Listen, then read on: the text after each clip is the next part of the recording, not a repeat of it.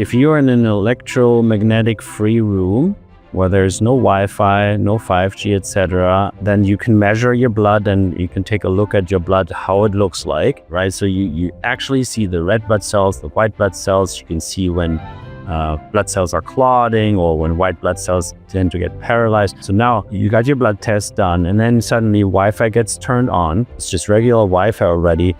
Tends to clot your blood within about 10 minutes after turning on the Wi-Fi. In regards to electric cars, those are the vehicles that are the worst. You're getting fried, literally. And your organs literally deregulate within minutes of being in an electric car. If you're then on the phone while you're driving, or you may even have a passenger that's also on the phone while you're driving, it all amplifies and gets worse. Hi, everybody. Welcome to the Ask Julie Ryan Show. It's where we blend spirituality and practicality to help you live a life of purpose and joy. What if the unseen energy around you is more real and more powerful than the physical world you can touch? Well, my guest today knows a lot about just that. Philipp von Holtzendorff once lived in the global corporate fast lane of the cell phone world until he discovered subtle energy, healing, and quantum consciousness. Now he helps others shift their frequencies and heal their bodies. You're going to want to hear this one. Please remember to subscribe, leave a comment, and share this episode with your family and friends. Now, let's go chat with Philipp. Philipp, welcome to the show. I'm so thrilled to have you. Thanks so much that I can be on. I met you, we were talking before we started recording, probably 5 or 6 years ago at Dave Asprey, our dear friend, mutual friend Dave Asprey's conference. And I started using your products then, and I'm just so excited to have everybody hear your story and learn about what you're doing to help the world. So you went from corporate executive to intuition and energy healing. Was there a moment when you realized that the seen world wasn't the whole story? That was indeed a big moment. That was in 2004 in an executive training in regards to negotiation strategies and tactics. And so it was an interesting one to get that moment, right? But I realized during that 2-day course that I had cut myself off my own emotions and feelings, and that I had discredited my own intuition. And with that, I also realized that I had discredited the intuition in others. And that really made me think.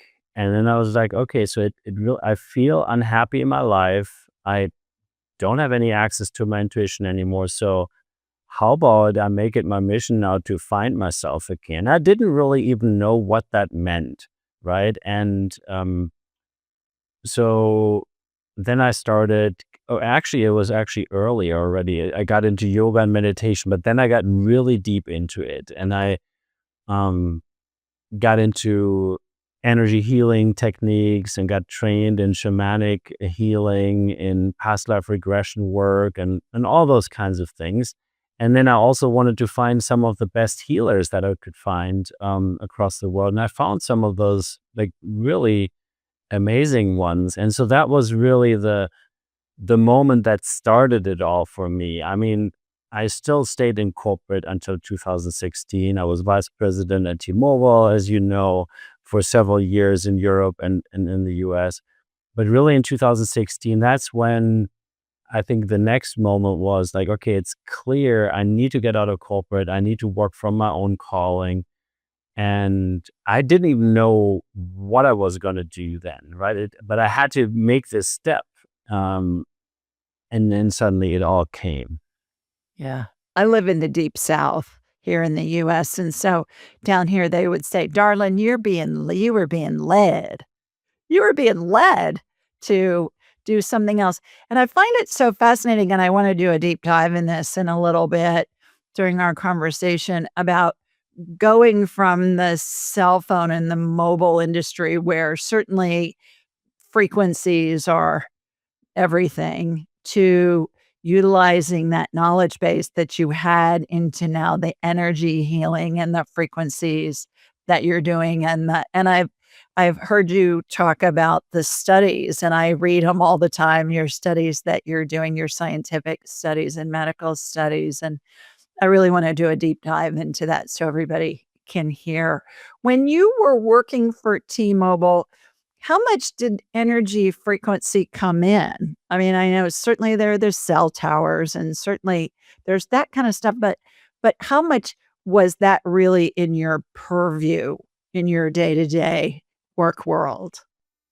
So, of course, we need to differentiate when we talk about energy and frequency. One is the obvious 5G, 4G, 3G, Wi-Fi, and all of that. And certainly everyone in the mobile industry was aware of those, right? Those types of frequencies, because they're in the electromagnetic spectrum. You can physically measure them with scientific devices. Um, I would say that the vast majority of the people were not aware of the downsides of them, and they also didn't want to learn about it. So I think nowadays it's very hard to ignore the fact that these electromagnetic fields are dangerous to human health, right? To the point where, we should really do something about it as a society. Not tearing down 5G towers, that's not going to work, but to have solutions and to roll out those solutions. Now, the energies and frequencies that we work with, right, when we're working on intuitive healing, or that what we're using for our products, those didn't play a role at all. As a matter of fact, I would say, especially in big corporate, it didn't have a place, right? So Is it the same energy though? Is 5G like a frequency of energy and the energy that you and I use when we're doing a healing on somebody? Is it all the same energy? It's different levels? What are they the same thing? it probably depends on from where we look, right? Because ultimately everything is from the same source, right? So there is no difference, right? What some people call God or call super consciousness, or just the vast, infinite, eternal energy field. It doesn't really matter how you call it, right? That is in everything and in everyone. But if you break it down, then in our reality, right, those are different types of energies, because you have you have electromagnetic frequencies, then you have molecular frequencies, you have etheric frequencies. So etheric frequencies are what we work with a lot. We also work with molecular frequencies, but those frequencies, you can't measure them with a scientific instrument on a physical level, because I would almost call them below subatomic. So it's that science is playing catch up with those frequencies. That's what you're using if you're, I don't know, intuitive healing or something like that, right? That's not an Right. electromagnetic frequency. It's a frequency that there is no physical device yet to measure that. However, you can measure the outcome. You can Right. measure what it does. And Right. that is what we've been heavily doing. And that's very, very interesting, because you can visualize these effects in seconds. And we've gone that far. We've shown this in randomized double-blind studies, so placebo-controlled, by now over 40 placebo-controlled trials all over the world, which really proves that fact. Not only does it exist, but we also figured out how to do it. Yeah. Is it plasma energy? We had the late Tom Palladino on the show several years ago, and he said, because when I'm doing a healing on somebody, Philip, it's like I'm a human MRI. I can see inside their bodies and see organs and bones and muscles and cancer and whatever. And he said that I was utilizing plasma energy, which is very different from the electromagnetic energy. Does that make sense to you? Yeah, it does. I actually would not call it plasma energy, but it's just a matter of how we call it or define it. I think we're talking about the same thing. To me, it's actually consciousness. if you ask me personally, that it's consciousness. You're working with a consciousness, and this contains a high consciousness field. That's really what it is. Yeah, we call it quantum energy, but that's just because a lot of people just have a problem with the word consciousness, even though we're all consciousness to begin with. Right, right. Okay. Let's back up for a minute because as I mentioned, I want to do a deep dive into all these EMFs and stuff because I think people should really know what the scoop is because there's so much information and it conflicts with other information. When you first began sensing energy fields, what shifted more for you? Your understanding of consciousness or the body? Your understanding of the body or your understanding of consciousness? That's an interesting question. Um, the understanding of that everything is energy was probably really the first deep thing that I noticed, right? That I had energy, and that with energy I could transform energetic blockages. And then that, as a result, could also have positive effects on my physical body. What role, speaking of the physical body, what role does our body play in healing? Is it a tool, a receiver, a portal, or a bit of a combo platter? To me, it's all of it. Me too. Yeah, it's all Yeah, of it. I agree. Can you describe the energy field in simple layperson terms that anybody can understand? Which energy field? Like the human body energy field. The biofield? Okay, so the body just appears to be solid, right? So it appears to be matter, and that's how most people live their lives, never really thinking about who and what they really are. And so we assume that we're solid beings. Now we're over 99.9% space. That space isn't empty, though, like some people would make you believe. It is filled with energy, and that's a big difference. And so we're a substrate of the infinite, eternal super consciousness. Each of us, we are, right? And we're expressing that in this physical reality. So it's our very individual and unique signature that we're moving through time here in this reality. And you have a different one, and I have a different one. Everyone has a different one. Even twins have a completely different one, right? And so that shows in our energy field, because we're energy beings in a physical body, whereas the physical isn't even physical, right? It just shows as physical. And so you call it aura, you can call it biofield, it doesn't really matter. And it expands way beyond the physical body. So, yeah, I think that's how I would explain it. And there are even tools like Kirlian photography to show the aura, and to show, what changes there. Now that's maybe a little woo-woo for some people. Nevertheless, it's possible and Right. repeatable. Why do the auras expand and contract? What causes that to happen? Sometimes I'll scan somebody and they have this massive energy field aura that goes out and, far from the body. And then others, it's in close. What's the difference? So I would actually combine that with our whole system that can contract and expand. And to me, that's actually a good, um, it's like a good tool actually to see where you're at a given time. Like, as a regular human out there, is something good for me or is something bad for me? If something is bad for you, and you're trying to visualize, okay, if I do this now, probably your energy field starts to contract if you pay attention. And you can even feel that physically in your body. You get a little tighter. And if something is truly good for you and wonderful, then you expand, and you can feel that. You feel more freedom within, more space within. And I think that is also what happens in general life. It's these low vibrational states. When we get into those, we tend to contract. If we get into higher vibrational states, we expand. And a low vibrational state would be fear, anger, shame, guilt, these things. And then unconditional love, peace, joy, happiness. That's all a higher vibrational state. Mm-hmm. I agree.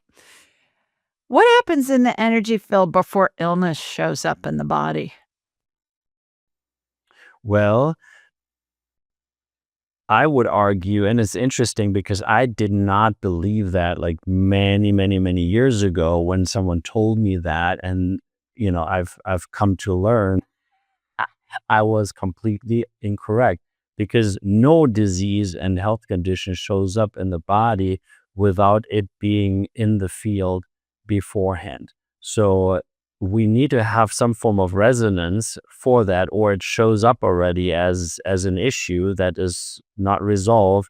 And like a cancer, for example, you can see it energetically before it manifests in the physical reality. Um, yeah, and how it looks like, I mean, I think it looks different for everyone who looks because, yeah, psychics have different ways on how to look. Some people know, some people see, some people hear, and even the ones that see it, most of them seem to see it in different ways. Nevertheless, they can see it. Have you witnessed instant healing? And have you found that there are certain conditions that need to be in place in order for that to occur? That's a complex question. I mean, the first one is easy for me. Yes, I've seen instant healing, really also with our technology, and not just once, many, many times. We've seen it in a dog, for example, that was half paralyzed, and they wanted to put him down. After one day of using our technology, the dog suddenly started running in circles. I still have that video, and wouldn't stop running because there were two things happening. The dog had a burst of energy and it would just keep going. And then it got so happy and it was so surprised that it could even move again, that it was so happy. And it just was this loop, and it would just run in circles for the whole long time. So that's one. Another one was a guy that had knee pain since 6 years and then put his knee into the infinity block just for 10 minutes and the pain was gone and never came back. So that was an interesting one. We had several like that. But it can't be said that everyone with knee pain now can have the same experience because everyone is different and everyone has a different story. And therefore, it really, it's so hard to tell. I think it really depends. And, if something is ripe on an energetic level, and that is the last blockage sort of to keep it from really healing, then you can see these instant things. I would argue that if something really needs to be consciously looked at, then instant healing becomes very difficult because most people are just not aware themselves. And if someone else does the work or something else does the work, but it doesn't get looked at, so there's no learning experience, then it's most likely also not going to happen as a miracle healing. It just is a process then until it bubbles up from the subconscious. What's a myth about intuition you wish everybody understood?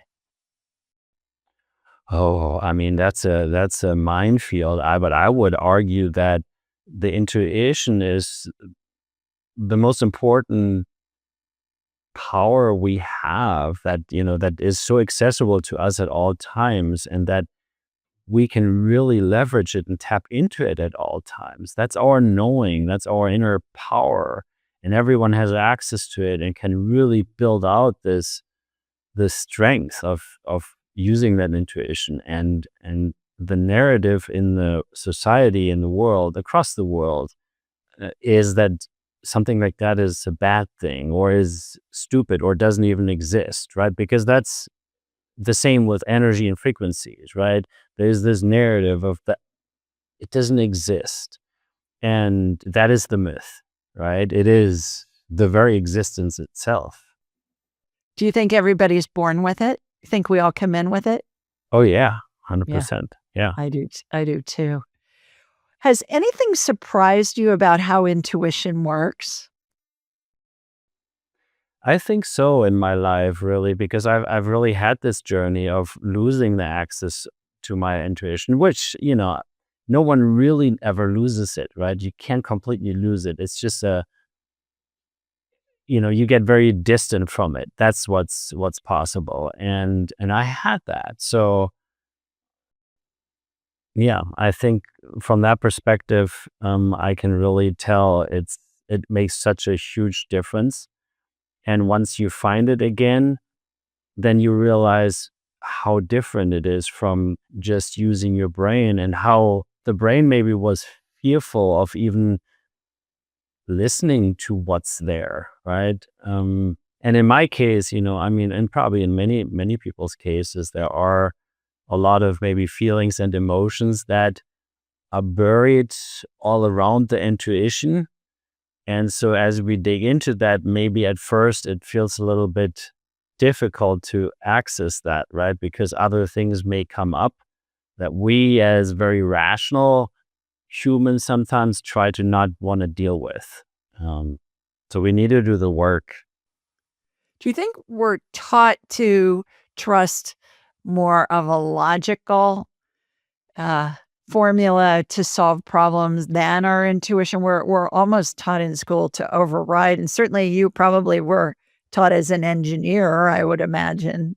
Is that what your background is from school? Were you an engineer first? Not really business, yeah, business, but Business. Okay, but but yeah, still no, same thing, right? 100%, yeah, Yeah. 100%. We're taught to override it. We're taught pretty much it doesn't exist, and it's all about rational thinking. And I mean, nowadays, I would argue in school, in regular schools, it's not even about thinking anymore. I mean, it's just about just believing. It's just believing and repeating. Yeah. Yeah. What is quantum energy? So for us, we define it as the base layer of existence. That's the same energy we have in each of our cells. That substrate that connects everything and everyone. And that quantum field has always existed and will always exist. And I explained it to a 7-year-old daughter of a good friend of mine at some point. So, and he's in the telecommunications industry. I mean, partially at least. And so I explained to her that's like a telecommunication network that one of those telephone companies would build so that they can, transmit the frequencies between the towers and then access the cell phones and all of that. And um, the quantum field is such a network, but that's already existed all the time, and it connects everything already. So we don't need to build it. All we need to do is to figure out and how we can leverage it. And you have your own ways of leveraging it, right? And so we found our way on how to leverage it and make it available and accessible in specific products. So yeah, and then at some point we may want to talk about the quantum upgrade, not on this show, but we talked initially about it. So that literally leverages this vast network, because distance and time don't matter. It just really doesn't. Yeah. Yeah. Well, and to your point earlier too, Philip, you said you felt like we're just really kind of at the elementary stages. There's so much that goes beyond this that we haven't even begun to tap into, and there really aren't the devices that can measure the different energy fields and frequencies that we're using in healing. That I- I've felt that for a long time. The whole quantum thing is probably elementary compared to what we're utilizing, but it's just what we know so far. I agree. There's a lot to come still, and I think in general, in regards to consciousness technologies, I think the next 5 years will be fascinating. I agree. I love it when science catches up with woo-woo, because woo-woo's been around a whole lot longer. Exactly. How can we tell the difference between real energy healing and wishful marketing? So, well, I mean, getting into the realm of actual like healers, right? The job that you do, I don't want to speak to that now. I want to speak to what we do with our products and technology. And you have to provide the science, right? So if you have a company that claims, I have this sticker, you put it on your cell phone and then it neutralizes electromagnetic fields, have them show you the randomized double-blind studies that show it works in a placebo-controlled fashion and that it works in all of those body parts where we're hit with the negative results, right? In your blood, in your nervous system, in your brain, in your cellular function. Have them show it to you. And if they can't do that, then I wouldn't trust it. Well, let's get into that because your research is fascinating. And I'm an inventor of surgical devices sold globally and have done clinical studies in big university hospital systems. And I know how hard it is to get that research approved by the IRBs, the institutional review board. So when I was seeing your studies for the first time, I was like, darn, he's onto something here. And the fact that you even got them approved to be conducted was impressive to me. So tell us about the thing when I first met you all those years ago that impressed me the most was when I saw your studies on how blood coagulates with different EMF exposures. Especially the one that impressed me the most was the electric car batteries. So talk to us Yes. about that. Yeah. So within minutes, if you're in an electromagnetic free room where there's no Wi-Fi, no 5G, etc., then you can measure your blood and you can take a look at your blood, how it looks like, right? And to me, the best tool worldwide available for that is the so-called dark field microscopy, or people call it live blood analysis. It's not widely known in the US anymore because about 23 or 24 years ago, someone decided to charge a $100,000 license fee per year for practitioners that wanted to use it for diagnostic purposes. That's how you make things go away without banning them. It's still widely used by researchers in the US, at least, thankfully. And it's also widely used everywhere in Russia and in Europe, for example, by medical doctors and functional medicine doctors. So you can see your blood in real time in an illuminated fashion. So it's the reality you look at. It's not just some fiction, right? So you actually see the red blood cells, the white blood cells. You can see when blood cells are clotting or when white blood cells tend to get paralyzed.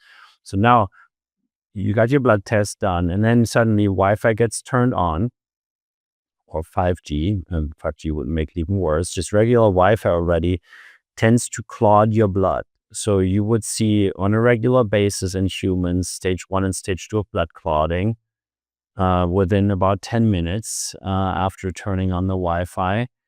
If you leave that on, and then your white blood cells get paralyzed. For people who don't know what that means, so the red blood cells, if those get clogged, you're at higher risk of stroke, heart disease, heart attack, all of this good stuff that you don't want in your life. And then the white blood cells, they're part of your immune system. So if they are paralyzed, they can't defend you, right? So it's obvious you don't want that. Now, with our technology, it's been shown in a placebo-controlled, sham-controlled fashion that even if Wi-Fi is turned on, then if our technology comes into play, suddenly all of that reverses, like literally completely reverses. Stage 2 of blood clotting reversed completely within 10 minutes. White blood cells activated again. We've even gotten further and we looked at parasitic loads. So parasitic load significantly decreases using our technology in the blood. There were other things that we found as well. And then in regards to electric cars, is one of those things we should be aware of, that those are the vehicles that are the worst for the human body and biofield, really both, because you're getting fried literally, and your organs literally deregulate within minutes of being in an electric car as you're driving, and it gets worse the longer you drive. If you're then on the phone while you're driving, or you may even have a passenger that's also on the phone while you're driving, it all amplifies and gets worse, as you can see it in the blood and see it in the nervous system. The Base Institute in Austria ran this one interesting study, and they showed that all of the organs deregulated within minutes. In some cases, they showed pathological deregulation. So that is actual disease state of various organs that was shown within minutes, literally within minutes of being in an electric car. The worst of being in an electric car is when the battery gets charged. So that's the moment where you really should get out of the car. Thankfully, our technology was able to neutralize those issues, and the complete deregulation of organs was reversed with our technology, even though all of those factors were still active, right? They were still driving in the car, they were still using the phone, so no issues there. So that's certainly a great result. What does deregulation of organs mean? So when an organ is completely regulated, it's in a healthy state. It functions properly. There are no issues. When it gets deregulated, it's stressed. It starts to dysfunction. And it needs to always try to repair itself or bring itself back into balance. So there's then activity needed by the body to counter that, which stresses the body, stresses the nervous system, etc. And pathological deregulation would indeed be a disease state. So then you're already so far down the road that you need to work even harder to get out of that. And the body usually can't even do that quickly, right? Getting out of the disease state really takes a lot of effort and possibly additional measures as well from the outside. How'd that study even come about? What led you to think, oh, I'm going to look and see what happens to the blood clotting when somebody's in an electric car or is exposed to big EMF Yeah. fields?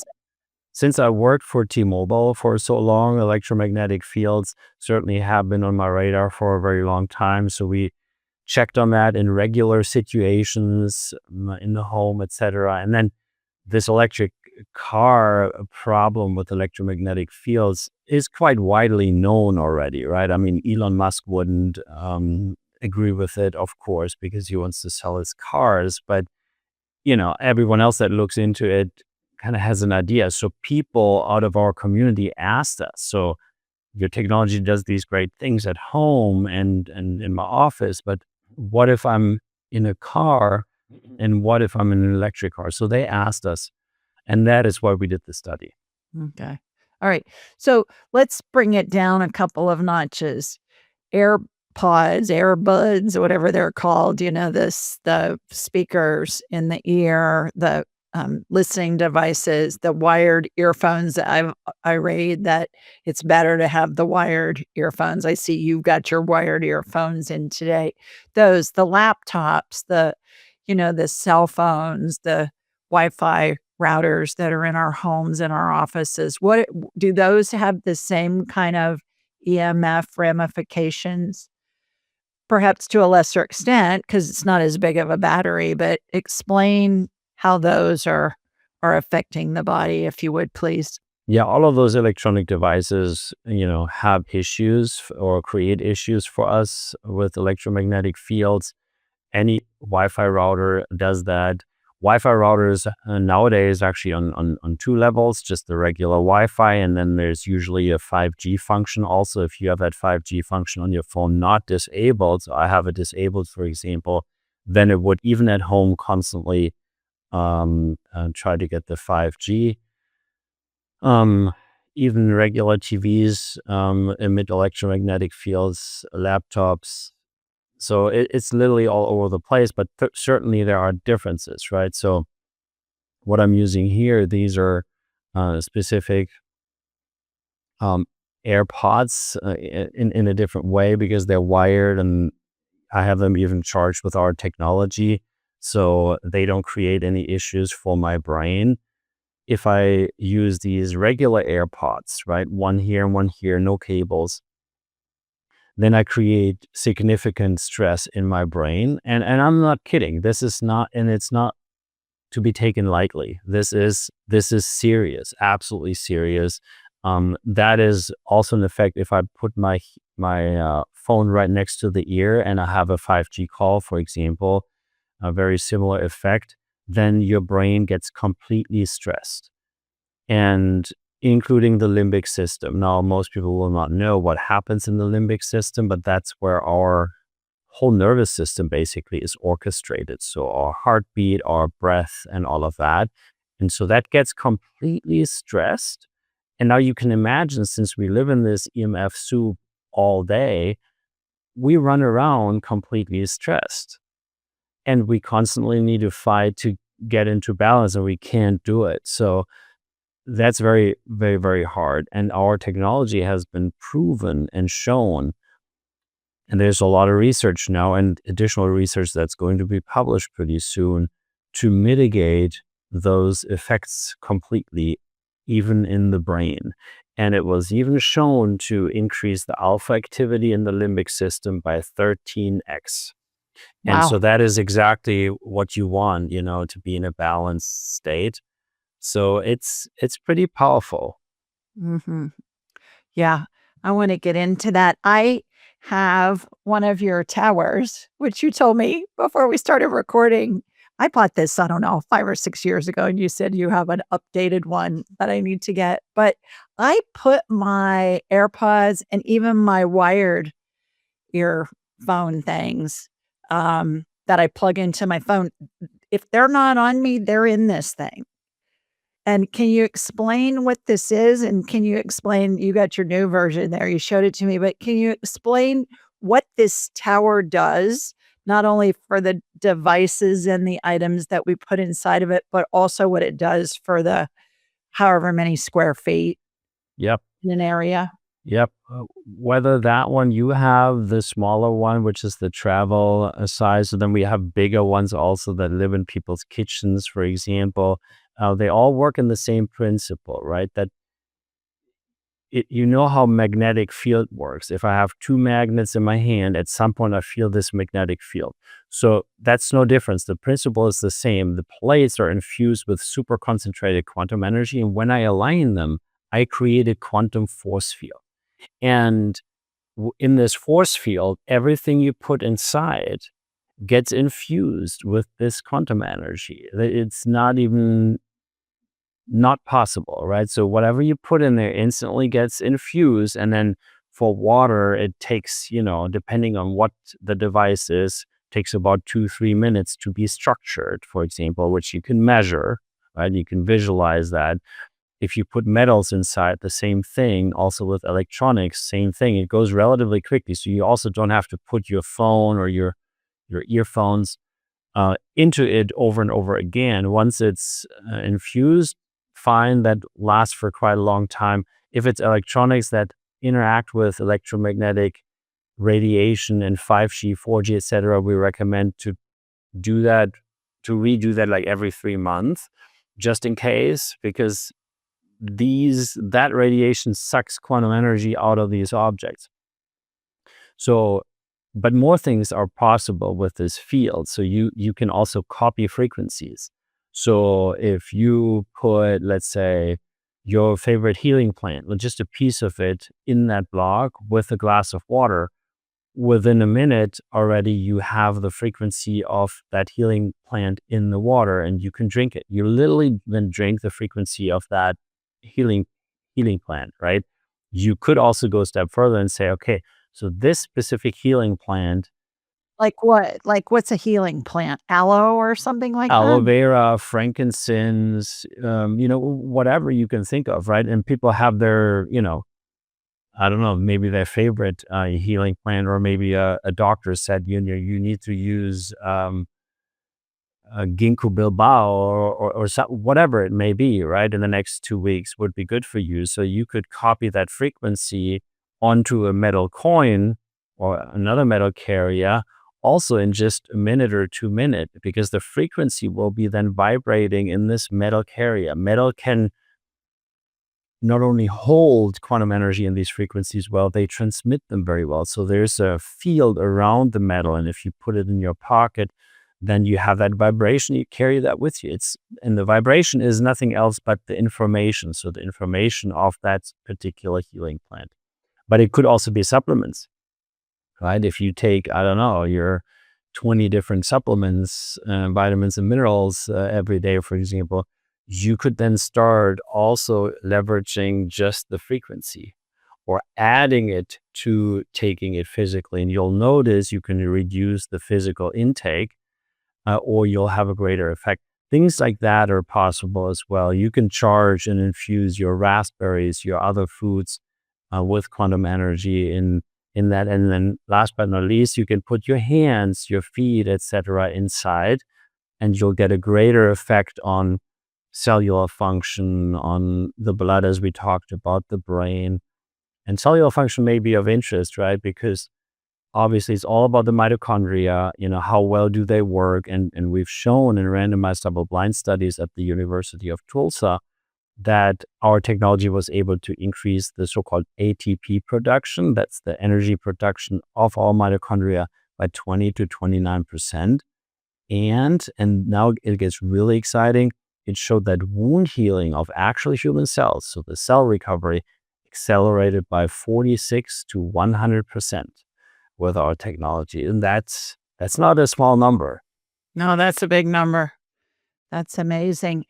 I know of a young man who is in a lot of EMFs, with flying across the country pretty much every week, and is exposed to a lot of EMFs. He's in the television industry. He's in those trailers, those trucks with satellite dishes hooked up to them and 5 kabillion wires coming out and tons of computer screens and stuff. And at a young age, even before he was 30, he was shown to have osteoporosis. And so our dear friend Dave Asprey, I was talking to him about it, and he said, well, get him to get your Leela Quantum. He said, there's this little vial with these little balls in it that are infused with the yeah, you got it around your neck. And so he started carrying that in his pocket. And within less than a year, his bone density was back to normal. That is phenomenal. I'm glad to hear that. Yeah. So what was going on with the EMFs with the bones? It leaches calcium out of the bones. What's going on there? And what happens when we fly?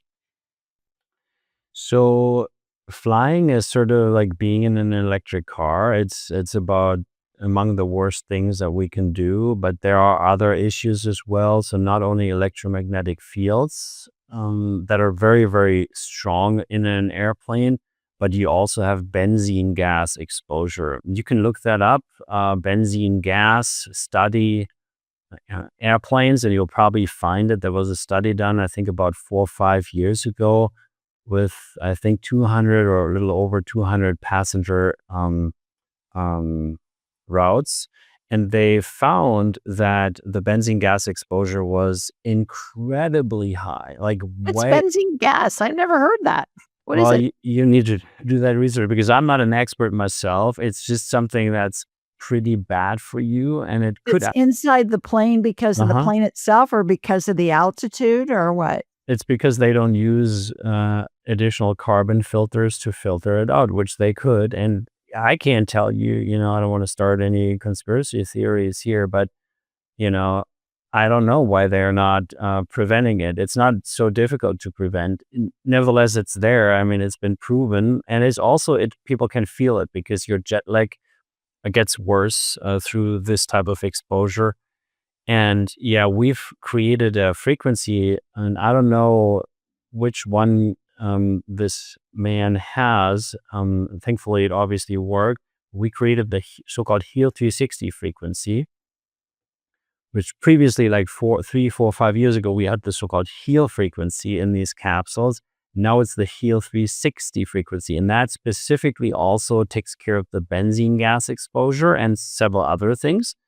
So that one is really powerful in cars and in airplanes. Now, we also have this quantum upgrade. I don't want to get really too much into it to confuse people, but for really tough situations, the capsule can help a whole lot and more than other things we know, but sometimes you need to ramp it up a little bit. And then, the quantum upgrade would come into play, or something like this travel block here that can do way more than the capsule. And it seems, if you're completely surrounded with cables, TV, Wi-Fi, 5G, and all of that all the time, plus, by the way, the blue light, right? So that's why I'm wearing these glasses, because I'm looking at the screen and I have a light on here, and it's blue light is bad for the body. Those two things, if we were just aware enough that we try to eliminate the exposure of blue light and electromagnetic fields, we'd all live way longer and happier and healthier. Mhm. Back to the simple things like with the phone, and I know I see those little patch things that you can put on the back of a phone.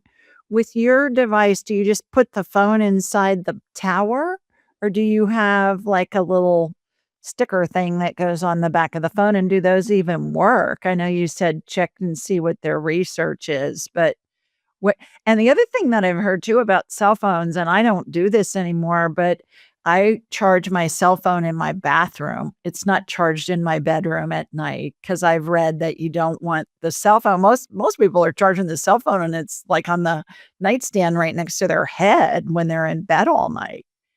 And I've heard that's not a good idea. No, I mean, I do that. I do that, but I also take care of it, right? I have counter technology that, obviously, that then you can do these things because it doesn't matter. I don't have a negative effect from that. But if you don't use our technology, then, you should indeed do something like that. Turn off your phone completely at night, charge it somewhere else, because while you're charging it, the exposure is way higher. So it's absolutely correct. And then on these, don't these cover like a certain square foot depending on the size of the tower? Yes. So now this specific one is the weakest device that we have. Because So that, it's old. yeah, so it still energetically covers a regular size home. Yeah. But at the same time, it also always depends what type of exposure you have. So this one here, for example, the small one, that's our latest version of the so-called travel and car block. And it covers, I would say, easily 150 to 100 meters. That's maybe 150 to 300 feet radius, that it can neutralize the negative effects of electromagnetic fields. But that's just a guideline. That's a rough estimate, because if you live in the middle of 5G towers, for example, and I don't know, maybe you have something else right next door that creates a lot of electromagnetic fields, then your situation is different than maybe an absolute average home where the exposure is average. And then, of course, if you're living somewhere in the woods, this would even extend way beyond, right? So it's sort of a guideline, but it's a pretty large radius. So thank you for that. I wanted everybody to hear, especially the blood clotting studies that you've done. That blew my mind all those years ago when I heard you lecturing about that. And I wanted everybody to hear about really these different devices that we all use every day, and we just don't think about them. And one other question about that, I've read that the studies on the EMFs are decades old, and there really haven't been newer studies done by the cell phone companies. Is that true? That they were done in, like, the '80s or something, and the technology is so much more advanced and that they're so much more powerful now with the 5G. Yeah. So if nowadays you would hear of any court case that would say there is no issue, they then would reference something that was happening maybe 30, 40 years ago, and think weird things like that happen in this world. I've seen that in Europe, to be honest. I've seen it there. And you're quite right about these studies. There are a couple industry funded studies that show there are no issues. I can't tell you now how old they are, so I don't want to contribute to confusion, but they're certainly not from the last few years. Mhm. And they also don't show the truth. There are way over 1,000 independent studies that all show the difficult negative effects of electromagnetic fields. And they show that in the short term, in the midterm, and in the long term. And we can see already the negative effects within seconds in the brain. You can see it within minutes in within 1 minute, basically 2 minutes, you can see it in your cellular function. Within 5 minutes, you can see it in your blood. So it's visible right there within seconds and minutes.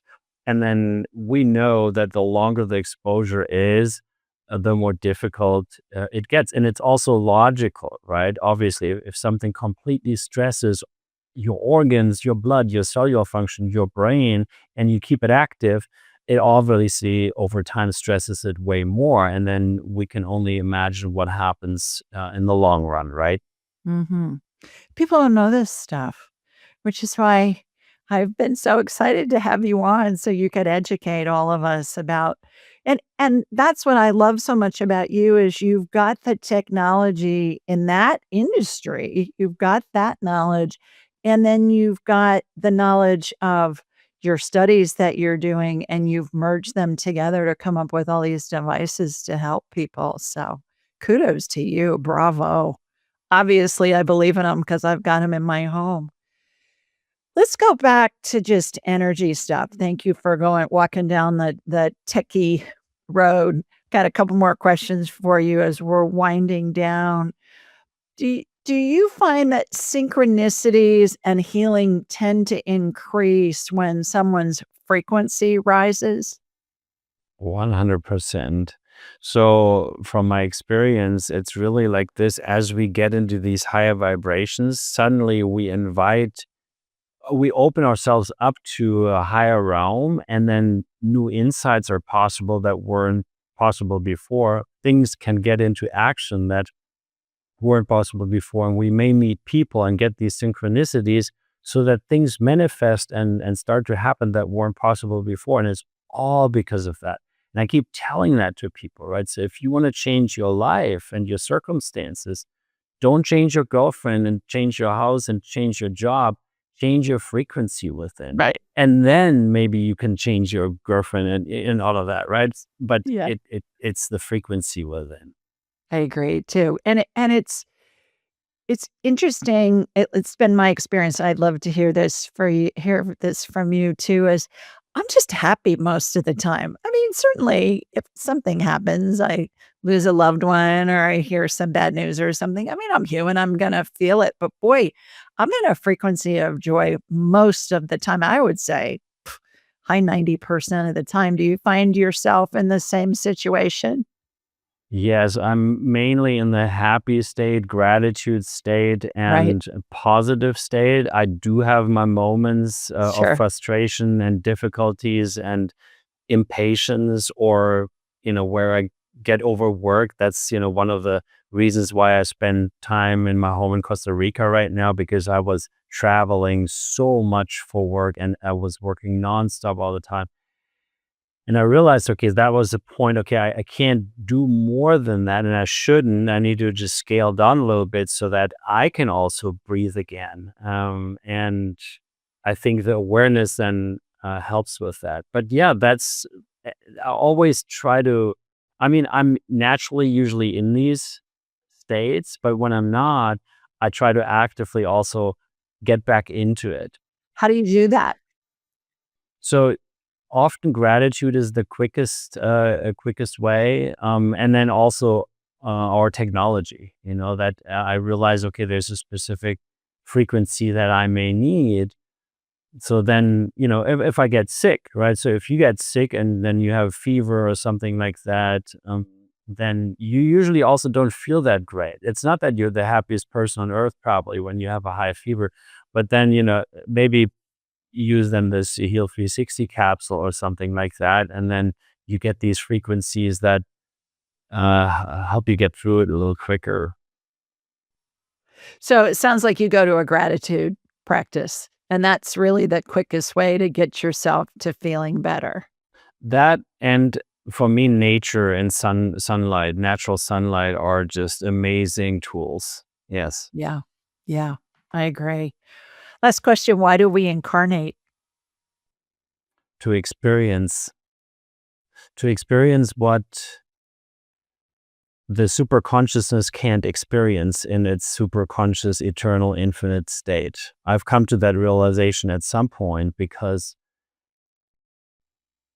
trying to make it logical for people. So if you're eternal, infinite, all ever knowing, it gets quite boring at some point. So what if you could create a mechanism that you could distribute yourself into various millions, billions of little aspects of you, and then create this realm of that has time and limitations of these different dimensions, and also the not knowing everything. And then it's all limited and it's an experience to experience. How is this from that perspective? And so the purpose of life is just to live it. It's not much more to it, to be honest. I agree. We're here to experience. And what I've heard from spirit about a bazillion times is that there's no right or wrong in this spirit world. It's just an experience. And Yeah. we expand each time we experience something. So I completely agree with you. You're as brilliant as you are charming. And I knew that when I met you all those years ago. And I really appreciate you being led to do this work and combining your knowledge into all these new ways to study how we can protect our bodies and protect our health from all the technology, which is fantastic, that's being developed, and yet it has ramifications to the human body that most people aren't aware of. So I just, have so much respect and admiration for you and your team and everything that you're doing to help us protect our bodies in this new world of electronics. How can people learn more about you and your work? Well, thank you so much for your kind words. I really appreciate it. And I also really appreciate you having me on. It's been fun. So where can people find me? They can find me on Instagram. It's Philipp with one L and two P _VHF. V like Victor, HF. That's me personally. You find me there. Then the company is leelaq.com, LEELAQ.com. Check that out. If you really want to dig in and learn more about it, about this whole topic, there's a Telegram group that we have. It's a private community with over 8,000 people. You can reach it through the website, and that's really interesting. It's a high vibe community, and there you can ask real people about, okay, so in my situation, could this help? I have this issue at home, or, could this possibly help? Ask the people, don't take my word for it. And yeah, that's pretty much it. Okay. And we'll have all that in the show notes too. All righty, everybody. Lots for you to ponder here. Lots of golden nuggets in this conversation. So in the meantime, sending you lots of love from Sweet Home, Alabama. Mwah! And from Costa Rica too, where Philipp is. We'll see you next time. Bye, everybody.